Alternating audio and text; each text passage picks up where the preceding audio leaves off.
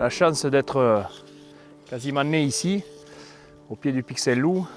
Donc c'est la fierté d'avoir repris un domaine où je suis la 7e génération de vignerons sans interruption.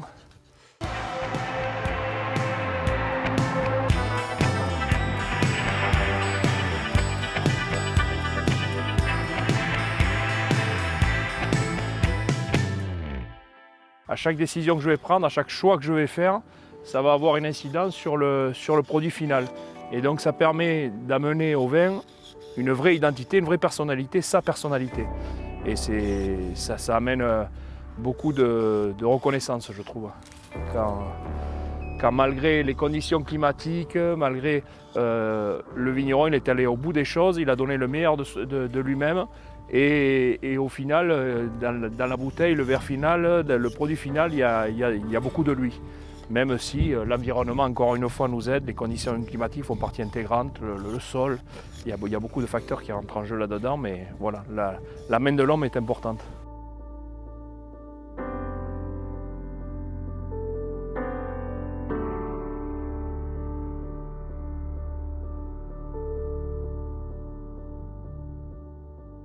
La météo fait partie intégrante de l'effet millésime. Donc s'il fait trop chaud, trop froid, trop sec, trop arrosé, ça a une incidence directe sur le futur vin.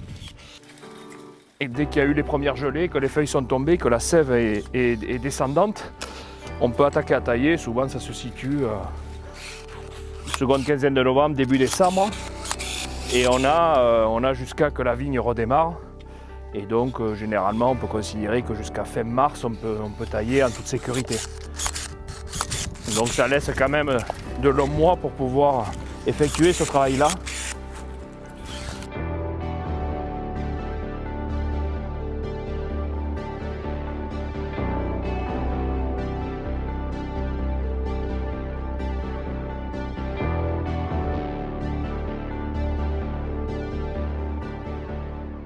C'est une philosophie de travail, c'est une philosophie de vie, c'est plus qu'un métier, c'est une vraie passion.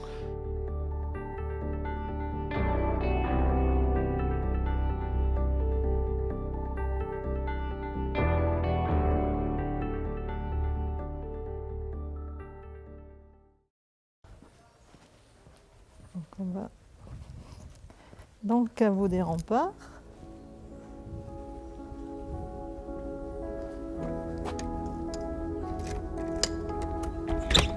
Hop.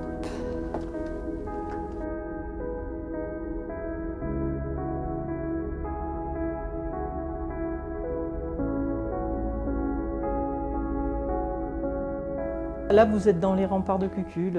C'est une vieille bâtisse qui date du Moyen-Âge, en tout cas le bas. Et mes arrière-grands-parents faisaient le vin dans des anciennes cuves qui sont ici, qui ont été transposées, enfin transformées en stock de vin. Et d'ailleurs, vous les avez là, mes arrière-grands-parents. Donc Marius Arnaud et Marie-Louise. Là, vous avez mes grands-parents, Maurice et Marguerite, et mon père et ma mère, donc Pierre et Marie-Claude.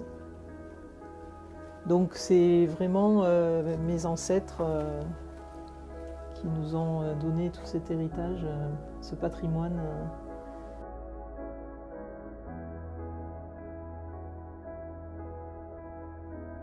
On met la bouteille comme ça, cette machine, elle permet de faire le vide d'air, donc c'est une machine qui fait bouteille par bouteille. Ensuite, une fois que la bouteille est remplie, donc on fait bien le niveau, effectivement, pour que c'est très, très artisanal et très manuel. Ici, on a, pour embouteiller, boucher, hop, voilà.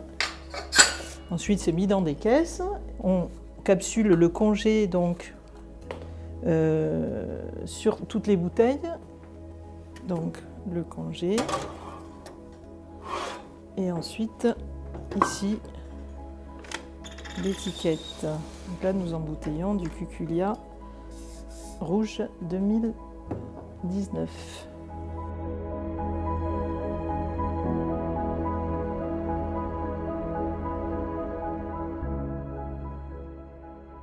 Sur cette cuvée, là, à 2019, on aura la Fofolfada, c'est de l'oie que vous voyez en jaune.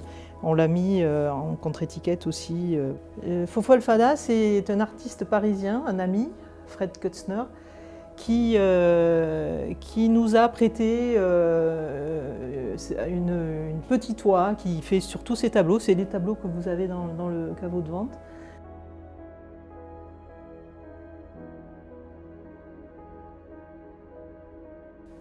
Ici, c'est pas la même vision qu'on a du Pic Saint-Loup. C'est particulier, c'est la montagne des Montpelliérains, on la voit de la mer, donc c'est notre identité.